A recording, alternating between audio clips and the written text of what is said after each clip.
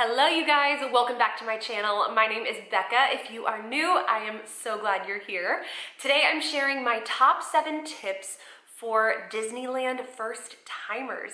Andy and I just recently got back from our first Disneyland vacation, and these are the 7 things, if I could go back in time and tell myself, this is what I would say. So before we dive in, make sure to give this video a thumbs up and go ahead and hit that red subscribe button down below. I would love for you to stick around and hang out for more Disney content and vlogs and packing videos and money saving hacks and pretty much all the Disney content you can think of you'll find here. So let's go ahead and dive into today's video.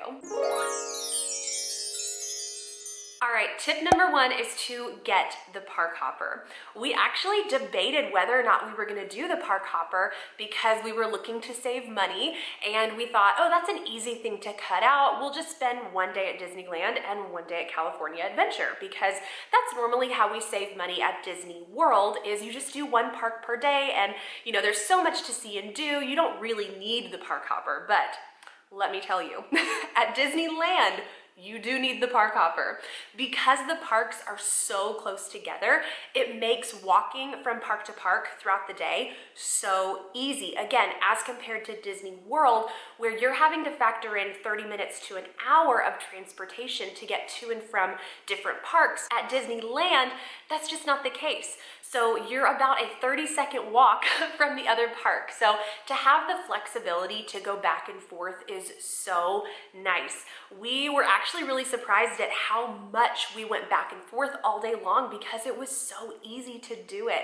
I think on our second day, we went back and forth 4 or 5 times because we kept thinking, oh, let's go back and do this. Okay, oh, let's go back and do that. All right, now let's go back for dinner. And it just made doing that all day long so easy. And it didn't add any additional travel time to our day, and we were still able to experience everything we wanted to experience. So that is my first tip. Get the park hopper. It is so worth it. All right, tip number 2 is to get Genie Plus and to understand the differences. If you're familiar with Genie Plus at Disney World, know how it differs at Disneyland. The first main difference is that as compared to $15 per day, you are paying $20 per day. And then instead of making that 7 a.m. first lightning lane like you do at Disney World, you aren't able to make your first lightning lane until you enter the park. But it really works out amazing.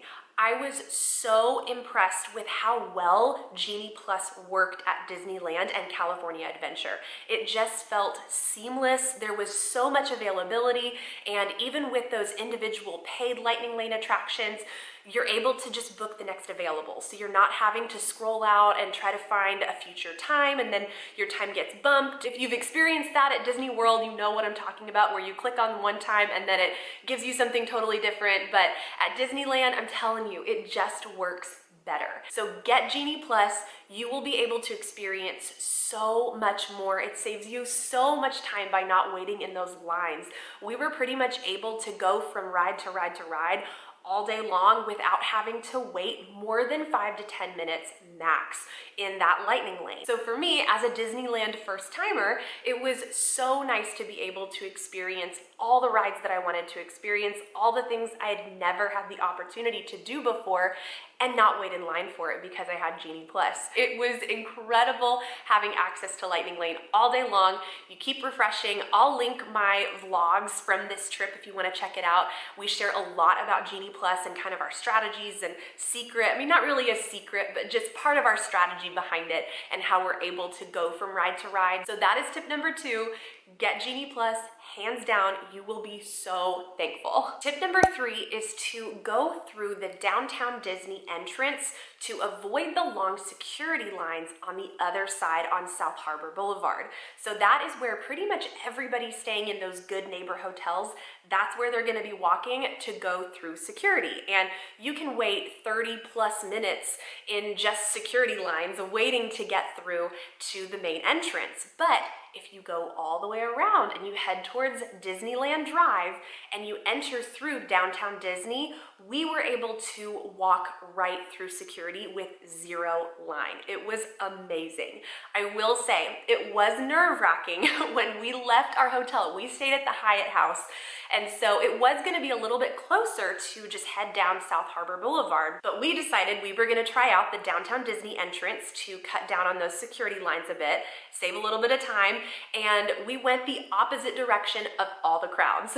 Now, it was nerve-wracking, like I said. So when you're going away from where everyone else is going and you've never done Disneyland before, it did make me a little anxious. But when you come up on Paradise Pier and the Grand Californian, you do start seeing some more people, so that brings a little bit of comfort to know, okay, we are going the right way.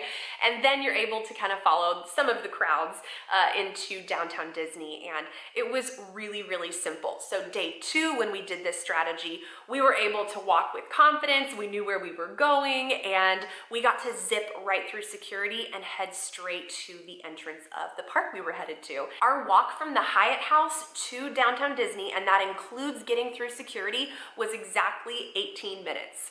So not bad. It took us 18 minutes to get all the way to the front of the park, and we were ready to scan our tickets, and we were ready for rope drop, the whole deal. So trust me, if you head towards Downtown Disney, even though it's away from where all the crowds are going, you will save so much time in that security line. Okay, and tip number 4 is to rope drop, meaning I would get there about an hour before park open. Originally, that was our plan, but we had such a late night the night before that we only ended up getting there about 15 minutes before park open. So we technically were there for rope drop, but we could have been ahead of the crowds a little bit more if we had gotten there even 30 minutes sooner. I think would have really helped us out. Another tip with rope dropping is be strategic with what you're rope dropping, meaning find the attractions that are the most popular and go there first. So our first ride was Indiana Jones. I knew that that one was gonna have a pretty long line throughout the day, and that was a ride that we could go straight to, and that I wouldn't have to even worry about Genie Plus for that ride later on in the day. A few other really great rides to rope drop would be the rides that you have to purchase an individual lightning lane for. So for instance, Rise of the Resistance is an additional $20 per person to what you've already paid for Genie Plus if you choose to purchase it. So if you are not wanting to pay that $20 per person to ride Rise of the Resistance, you can rope drop it. And so that would be a really great one to head straight to right when the park opens. Same thing for Radiator Springs Racers, Web Slingers. Both of those are also paid individual lightning lane rides. So those would be some really good ones to rope drop. Another route you could go, especially if you have little ones, is to rope drop the Fantasyland dark rides. There's Snow White, Mr. Toad's Wild Ride, there's Peter Pan's Flight, there's so many. There's also Dumbo, the Storybook Canal Boat, there's all kinds of rides back in Fantasyland that do not operate with Genie Plus. For us, when we were there, I saw those wait times consistently right around 30 to 45 minutes all day long. So if you have a 2-year-old, waiting in a 45-minute line is not ideal. So rope dropping these attractions would be a great way to experience them without having to wait in the line, especially again, because they don't operate with Genie Plus. There are a few different strategies when it comes to rope dropping, but have a strategy and know exactly where you're headed, what you guys want to do, have a plan, and I promise you will be so thankful that you woke up a little extra early to get to the front of the park line right at 7 a.m., about an hour before park open, whenever that is. Tip number 5 is for those of you who are not staying at a Disney hotel and you're looking to stay at a good neighbor hotel. Now, my tip with this is to research the walking distance from that hotel to Downtown Disney, because again, from tip number 3, right? Tip number 3, when it comes to going through the Downtown Disney entrance to avoid the long security lines, you want to be as close as possible to Downtown Disney to make your morning as enjoyable as possible. If you find a hotel that's a 30-minute walk from Downtown Disney, that's going to be a pretty early morning for you, especially if you're trying to rope drop. So try to find a hotel that's within a 10-minute walking range. We passed so many good neighbor hotels hotels that fell within that 10-minute walking distance to downtown Disney.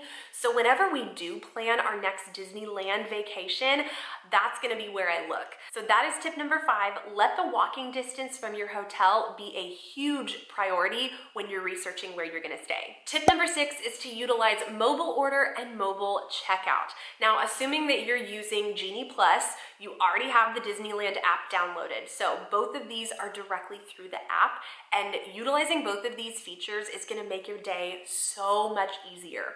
Starting with mobile order, this is just for quick service locations. So if your family wants to stop for a lunch break, or maybe you just want a snack and a coffee, really anything like that, you can mobile order, select the time that you want to arrive, and let them know that you are there, and they're gonna prepare your food and send you a notification when it's ready. You show your number, you pick up your food, and that's it. And it's all prepaid directly through the app. So no need to wait in that long quick service line to get your lunch or your dinner or your coffee, whatever it is. Definitely utilize mobile order. Now, mobile checkout is different. This is gonna be in the gift shops. So we actually did this for the first time at a gift shop in California Adventure when the line was super long at the end of the night, and it made me think, why have I never done this before? So you basically take the item that you're wanting to purchase, or items, and you scan the barcode, and it will basically create your checkout receipt, and you pay directly on the app. It gives you a barcode, and then you take it to any cast member standing at the door under a very obvious sign that says mobile checkout. You show them your barcode, they'll scan it, and they will bag up whatever you have for them. One time we even did mobile checkout with a mug, so something that needed to be packaged for our travels, and they took it over to the main register, wrapped it up, sealed it, you know, all the things, and we didn't have to wait in that long line for them to do that.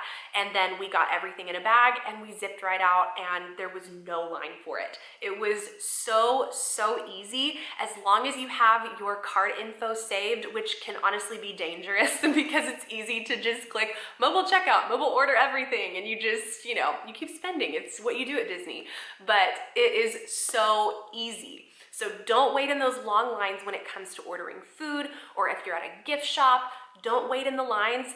Do mobile order and mobile checkout. You will save so much time. All right, and my last tip number 7, is to pack in layers. California, come to find out, is known for their crazy temperature changes all day long. So in the mornings, it's gonna be in the 50s, at least the time we were there, and then in the afternoon, it got up to the 80s. So I was in shorts and a t-shirt, I was sweating, and then at night, the sun goes down, and I was desperate for my sweatshirt again, and it got really chilly. So bring the layers, bring an outfit change if you need to. Honestly, you are gonna be so thankful for that extra sweatshirt. Bring a pair of shorts to change into, and then you can change back into your jeans later on in the evening. There is no shame in that. But whatever the case is, bring layers, bring sweatshirts, bring a long sleeve, short sleeve, whatever the situation is, make sure to pack in layers, because California weather is all over the place temperature wise, and you will be so thankful for all the different options throughout the day. Okay, well, those are my top 7 tips for Disneyland first timers. I hope this was helpful, and thank you guys so much for watching. If you guys have any questions about our Disneyland trip, questions about Disneyland in general, leave them down below in the comments. I would love to hear from you. So make sure that you are subscribed if you are not already. Give this video a thumbs up, and I will see you in my next one. Bye.